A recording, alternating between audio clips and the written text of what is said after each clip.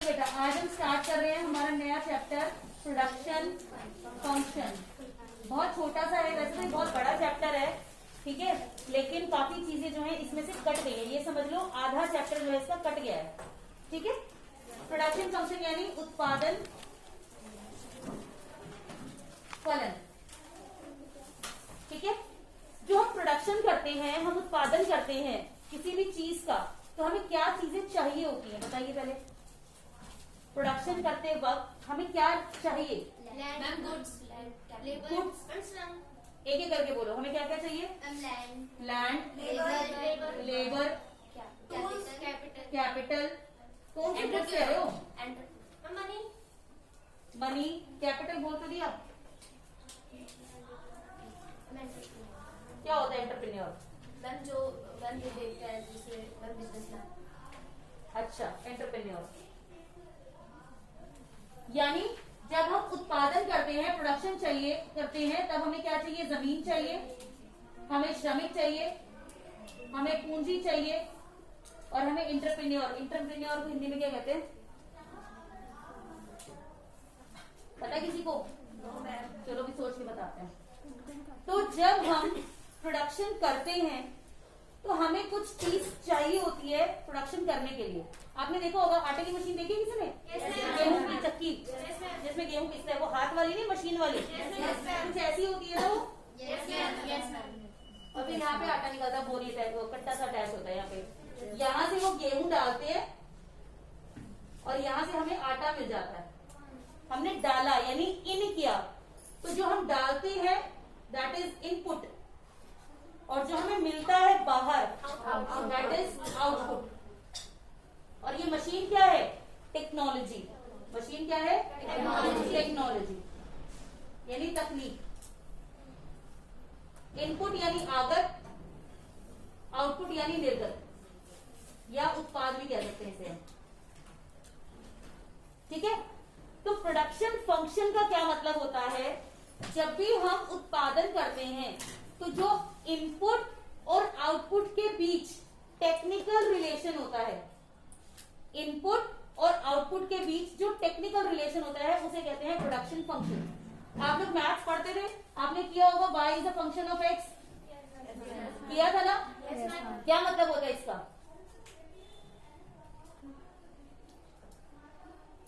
y equal to f bracket में h के बराबर है। मतलब क्या होता है इस बात का? y x का फंक्शन है, इसका क्या मतलब होता है? जो y है वो आउटपुट है और fx में x, वो तो आपने इससे रिलेट कर दिया, बट मैथ्स में क्या मतलब था y इक्वल टू fx? इसका मतलब था कि y एक इक्वेशन होती थी जो x पे डिपेंडेंट होती थी, जिसके अंदर x के वेरिएबल्स होते थे। जैसे मैंने y इक्वल टू लिखा x² प्लस 2x प्लस 5, तो x की जो जो वैल्यू आएगी y उसके अकॉर्डिंग आएगा। हम x की जो वैल्यू डालेंगे y उसके अकॉर्डिंग रिएक्ट करेगा। ऐसे होता था ना मैथ्स में, समझ में आ रहा है? तो x जो होता था वो इंडिपेंडेंट होता था। x क्या होता था? इंडिपेंडेंट, वो कुछ भी हो सकता है। हम x की वैल्यू कुछ भी डाल सकते हैं इस इक्वेशन के अंदर, लेकिन y कुछ भी नहीं आ सकता। y क्या आएगा? जो x होगा उसके अकॉर्डिंग आएगा। y जो है x के हिसाब से आएगा, जो भी मैं x की वैल्यू डालूंगी y उसके हिसाब से आएगा, राइट। तो y क्या होता था? डिपेंडेंट वेरिएबल होता था x के ऊपर। बात समझ में आ गई? इस तो ये जो हम f यूज करते हैं, ये f का मतलब होता है फंक्शन। f का मतलब होता है फंक्शन। फंक्शन मतलब इन दोनों के बीच संबंध, ठीक है। तो जो प्रोडक्शन फंक्शन होता है, आते हैं अपने टॉपिक पे वापस, तो जो हमारा प्रोडक्शन फंक्शन होता है वो इनपुट और आउटपुट के बीच जो संबंध होता है, कैसा संबंध होता है? तकनीकी संबंध होता है। तकनीक यूज करके हम इनपुट को आउटपुट बदलते हैं, ठीक है। तो इनपुट और आउटपुट के बीच जो तकनीकी संबंध होता है उसे हम कहते हैं प्रोडक्शन फंक्शन, ठीक है। तो हमने कहा output Q is a function of input. Input में हम दो चीजें लेते हैं, होती तो बहुत सारी, आपने मुझे 4 गिनवा दी, लेकिन हम 2 मेन लेते हैं, लेबर एंड कैपिटल। यहाँ पर Q जो है वो आउटपुट है कि हमारा कितना उत्पादन हुआ, ठीक है। यहाँ पे एल मतलब लेबर है, लैंड नहीं है। ठीक है, हर चीज का एक सिंबल होता है इकोनॉमिक्स के अंदर। ये नहीं है कि सबका जो फर्स्ट लेटर है वही उसका सिंबल होता है, ऐसा नहीं होता। अगर आप कहोगे मैम कैपिटल, कैपिटल तो सी से लिखते हैं हम, लेकिन इसका सिंबल के होता है, क्योंकि सी जो है वो कंजम्पशन के लिए यूज होता है, उपभोग के लिए, इसलिए सी नहीं लिखते हम। ठीक है, हर शब्द का एक सिंबल होता है इकोनॉमिक्स में, आप अपनी मर्जी से इसे बदल नहीं सकते। तो एल मतलब लेबर, के मतलब कैपिटल, और ये दोनों क्या है हमारे इनपुट हैं, यानी आगत है हमारी ये दोनों। तो उत्पादन और आगत इन दोनों के बीच जो तकनीकी संबंध है, एफ क्या है, तकनीकी संबंध। तो लेबर और कैपिटल के बीच जो लेबर और कैपिटल और क्वांटिटी यानी प्रोडक्शन, इनके बीच जो तकनीकी संबंध है उसे हम कहते हैं प्रोडक्शन फंक्शन या उत्पादन फलन। समझ में आ गया? अब अगर ध्यान से देखो, जो लेबर है यानी जो श्रम है, उसे जब चाहे बदला जा सकता है। अगर आपकी एक फैक्ट्री है, मान लो, ध्यान से सुनना क्वेश्चन को, आपकी एक फैक्ट्री है, फैक्ट्री में आपके 10 लेबर काम करते हैं, आपको आज ही आज 5 लेबर और चाहिए, या कल तक भी हो सकता है कि हम कहते हैं चलो कल तक भी हो जाएंगे, अरेंज तो हमारा काम हो जाएगा, 5 लेबर और चाहिए, तो क्या आपके 5 लेबर एक दिन के अंदर अरेंज हो जाएंगे? सोच समझ के बोलना। कुछ कह रहे हैं यस, कुछ बच्चे नो कह रहे हैं। तो पहले यस वाला से पूछते हैं, कैसे आप कह सकते हो यस? मैम इनको इनकम ज्यादा दे देंगे तो इनको मतलब सैलरी, तो आ जाएंगे। तो कैसे बुलाओगे उन्हें? मैम जहाँ वो मिलते हैं वहीं बुलाएंगे, जाके बुलाओगे। मतलब हाँ, लेबर की भी कुछ होते हैं ना, एरियाज डिवाइडेड होते हैं, वो वहीं बैठे मिलते हैं, हमें हम जाके, जैसे यहाँ पर है लेबर चौक है, वहाँ हम काफी सारे लेबर्स होते हैं, तो वहां जाके बुला लोगे, आपको मिल जाएंगे फटाफट से। और भी कोई तरीका है?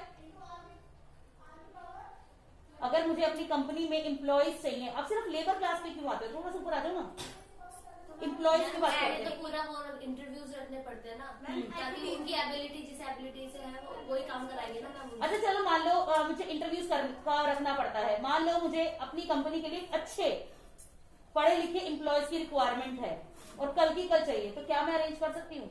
Yes ma'am. तो भी कर सकते हैं। आज की आज एडवर्टाइजमेंट डाल दूं न्यूज़पेपर में, लाखों करोड़ों लोग पढ़ेंगे कल की डेट में, इमीडिएट आ जाएंगे।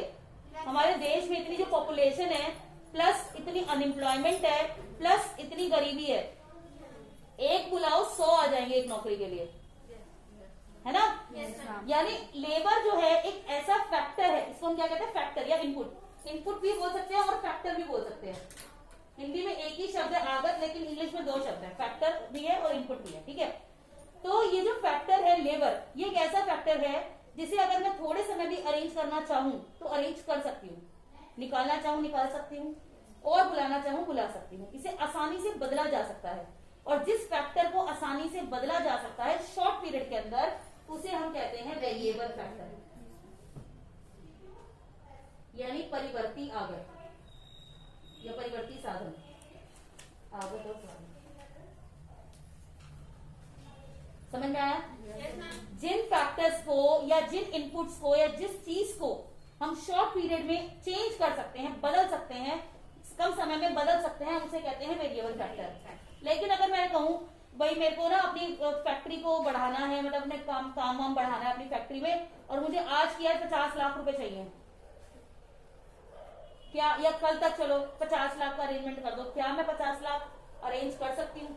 लोन एक दिन में हो जाएगा? नहीं हो सकता। यानी कैपिटल एक ऐसी चीज है जिसे आप अगर शॉर्ट पीरियड के अंदर बदलना चाहें, बढ़ाना चाहें या घटाना चाहें, आप नहीं कर सकते। तो जो हमारी कैपिटल है, यानी जो हमारी पूंजी है, इसे हम फिक्स फैक्टर कहते हैं, यानी इसे हम स्थिर साधन कहते हैं, क्योंकि इन्हें हम शॉर्ट पीरियड में नहीं बदल सकते। बात समझ में आ गई यहाँ तक? कोई दिक्कत? तो इस तरीके से वेरिएबल फैक्टर्स और फिक्स फैक्टर्स का यूज करते हुए मेरा प्रोडक्शन कैसा चलता है, वो सब हम इस चैप्टर के अंदर पढ़ेंगे। समझ में आ गया? मेरी फैक्ट्री में लैंड भी है, लेकिन लैंड हम इसलिए इतना स्टडी नहीं करते क्योंकि लैंड एक बार ले ली, बार बार थोड़ी उसमें बदलाव आते हैं। मतलब कई कई साल निकल जाते हैं, हम सोचते हैं। मैम छोटी पड़ रही लैंड तो, हाँ लैंड ही छोटी पड़ रही। एक मिनट,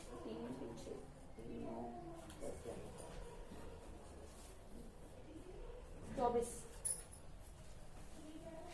हाँ क्या कह रहे थे, लैंड अगर छोटी पड़ गई तो बेटा देखो, जब भी हम कोई काम शुरू करते हैं, शुरुआत से बिल्कुल सोचो आप, तो हम पहले यही सोच के लेते हैं ना भाई मुझे क्या काम करना है, ठीक है। उसको मैंने पढ़ाया भी था आपको, व्हाट टू प्रोड्यूस वाला टॉपिक सारा सेंटर वॉल्यूम, तो हम ये डिसाइड करके ही तो सारी तैयारी शुरू करते हैं। जब मैंने फैक्ट्री खोली थी तो पहले से सोच रखा था कि मुझे किस लेवल का काम कर रहा है, मुझे कितनी जमीन लेनी है, आगे बात समझ में।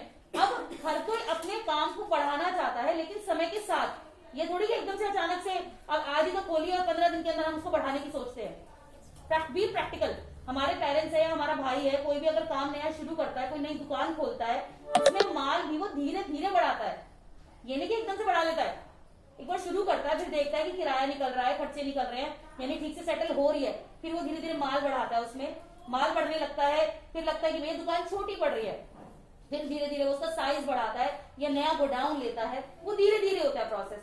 लेकिन मतलब लैंड कहने का मतलब है उसमें कई साल निकल जाते हैं इस प्रोसेस में, काम एकदम चालू करते तो चलने नहीं लग जाता।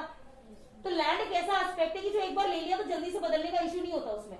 तो लेबर और कैपिटल ही हैं दो हमारे मेन, जो हम चेंज करते रहते हैं समय के साथ। लेबर जल्दी जल्दी बदला जाता है, कैपिटल जल्दी नहीं बदल सकते, it takes time, long period चाहिए उसको बदलने के लिए।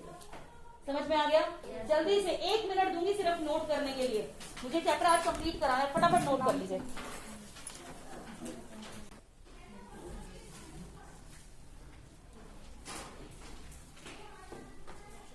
फटाफट नोट करेंगे सब इसको।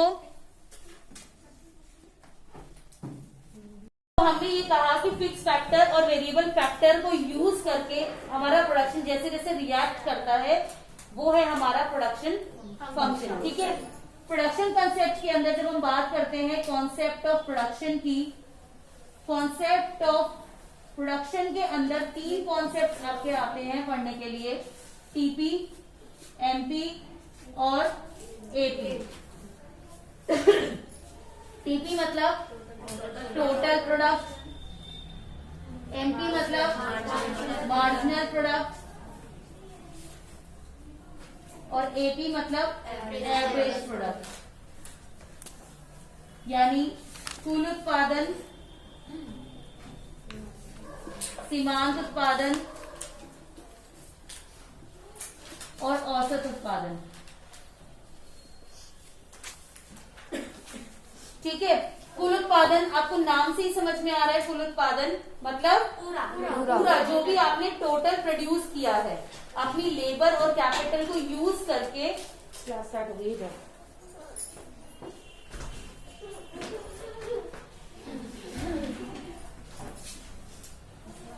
अपनी लेबर और कैपिटल को यूज करके आपने जो टोटल प्रोडक्शन किया है वो टोटल प्रोडक्ट हो गया, ठीक है।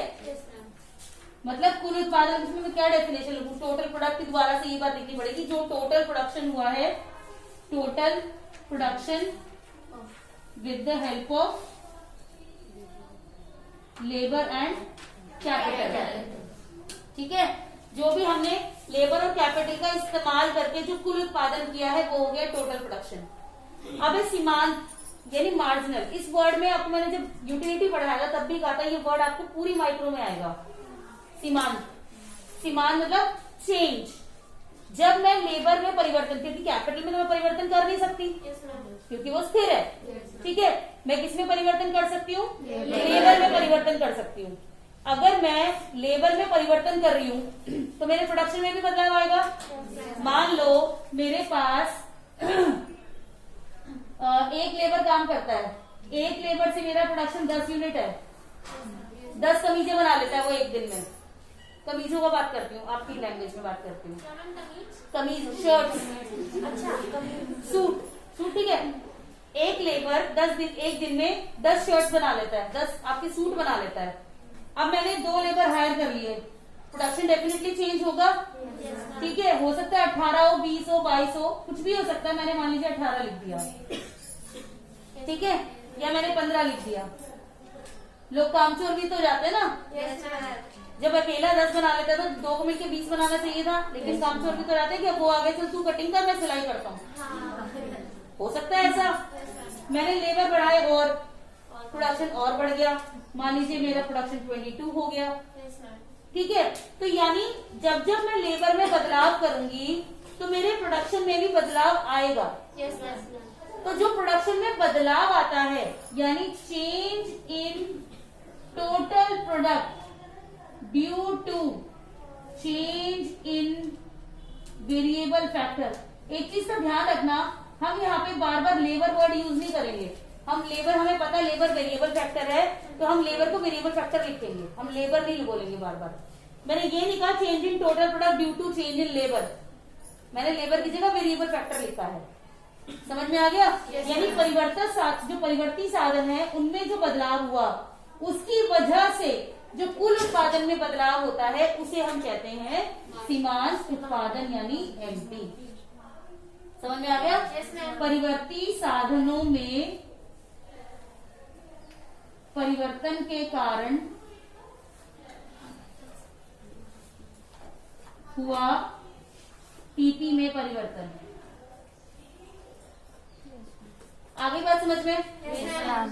अब पहले लेवल पे तो कुछ नहीं, जब मैंने एक लेवल एक्स्ट्रा किया तो कितने का बदलाव आया? 10 से 15 हो गया, कितने का चेंज आया? 5 का। अब मैंने एक और बदलाव किया, अब कितने का चेंज आया? 7 का। तो ये मेरा एमपी है। Okay. समझ में आ गया? Yes, तो हम एमपी कैसे निकालते हैं? हमने जिस लेवल पे एमपी निकालना है, एन अगर मतलब जो भी नंबर है उस लेवल का टीपी माइनस उससे पहले लेवल का टीपी, यही किया ना हमने। Yes, ma'am. मतलब अगर मुझे सेकंड लेवल का एमपी निकालना है तो सेकंड लेवल का टीपी माइनस फर्स्ट लेवल का टीपी। अगर मुझे थर्ड लेवल का एमपी निकालना है तो थर्ड लेवल का टीपी माइनस सेकंड लेवल का टीपी। यही कर रही हूँ ना, Yes, ma'am. नीचे से ऊपर। उसको फॉर्मूला में लिखने का तरीका ये है कि MPL is equal to TPN minus TPN minus 1। ये फॉर्मूला समझ में आया? Yes, ma'am. पक्का? Yes, ma'am.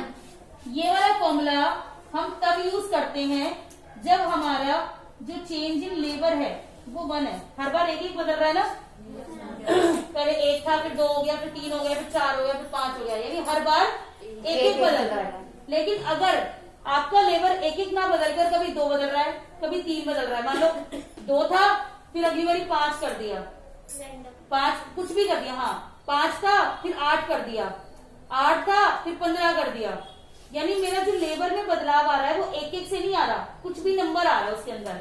उस केस में आपका एमपी का फॉर्मूला बदल जाएगा। तब आप क्या करोगे? एमपी का फॉर्मूला जो भी टीपी में बदलाव है, अब डेल्टा का कंसेप्ट आप समझ चुके हो Yes, sir. इलास्टिसिटी के अंदर, Yes, ma'am. जो भी टीपी में बदलाव है अपॉन में जो भी लेबर में बदलाव है। Okay, ma'am. समझ में आया? अगर मान लो यहाँ पे 2 से 5 हुआ होता, ठीक है, और ये 15 से 22 हुआ, तो 7 बटे कितने, 2 से 5 में 3 का फर्क आया, तो 7 बटे 3 होता आंसर इसका। समझ में आई? नहीं आई? पक्का? सबको देखो, अगर मेरा लेबर ये रहा, टीपी ये रहा, एमपी ये रहा, 1 पे 10, पहले लेवल पे हमेशा डैश, लेबर 1 के बाद 3 हो गया, टीपी जो है वो 10 से मान लीजिए 18 हो गया, ठीक है। अब मुझे इस लेवल का एमपी निकालना है, मुझे पता है कि डेल्टा लेबर जो है वो 1 नहीं है, लेबर में चेंज 1 नहीं है ना, कितने का चेंज है लेबर में? 2। 1 से 3 हो गया तो कितने का चेंज है? 2 का चेंज है, ठीक है। तो मुझे यानी ये वाला फॉर्मूला यूज करना है। टीपी 10 से 18 हो गया, कितने का चेंज आया? 8 का, बटे टीपी का चेंज लिख दिया, बटे लेबर का चेंज, 1 से 3 हो गया 2, डिवाइड कर दिया 4 आ गया। ऐसे निकालना। अगर मैम लेबर में 2 का चेंज होगा तो कौन सा फॉर्मूला लगा? तो भी यही रहेगा, हर बार 2 का हो तो भी यही रहेगा। आपने ये वाला फॉर्मूला जो ये मैं माइनस कर रही हूँ, 15 में से 10 गए 5, 22 में से 15 गए 7, ये वाला फॉर्मूला सिर्फ और सिर्फ तब इस्तेमाल करना है जब लेबर में चेंज 1 है, ओनली 1। ये नहीं कि सबका सेम, ऐसा नहीं कह रही, मैं कह रही हूँ जब 1 है, सारा 1 है, तब आप ये फॉर्मूला इस्तेमाल करोगे। अगर 1 नहीं है, चाहे सब में फिर 2 हो, फिर सब में 3 हो, चाहे सब में अलग अलग हो, आपको यही वाला फॉर्मूला इस्तेमाल करना है। बट ये केस आपके में आता नहीं है जनरली, बट फिर भी पता होना चाहिए, 1 मार्क्स में कई बार डाल देते हैं। समझ में आया? Yes, ma'am. उसके बाद है एवरेज प्रोडक्ट। एवरेज प्रोडक्ट मतलब per unit production, per unit production या एक इकाई से उत्पादन। अगर मैं ये कह रही हूं, ध्यान से समझेंगे, मेरी फैक्ट्री में कुल 5000 कमीजों का, शर्ट्स का उत्पादन हुआ है, टोटल प्रोडक्शन 5000 है। मेरी फैक्ट्री में टोटल 5000 शर्ट्स प्रोड्यूस हुई हैं। इतनी बात समझ आ गई? मेरी फैक्ट्री में 100 लेबर काम करती है, तो इसका मतलब ये हुआ 100 लेबर ने मिलकर 5000 शर्ट्स बनाई। ये बात समझ में आ गई? तो एक लेबर ने कितनी शर्ट बनाई? 50। कैसे कैलकुलेट किया? डिवाइड करके। यानी एक का मुझे पर यूनिट मतलब एक का, अगर मुझे एवरेज प्रोडक्ट निकालना है तो मैं टोटल प्रोडक्ट को लेबर से डिवाइड कर दूंगी। ये इसका फॉर्मूला हो गया। यानी 5000 बटे में 100, 2 जीरो कट गई, यानी 50। यानी एक लेबर 50 शर्ट्स बना लेता है। तो ये पर यूनिट प्रोडक्शन हो गया। समझ में आ गया? कोई दिक्कत यहाँ तक? कर दे।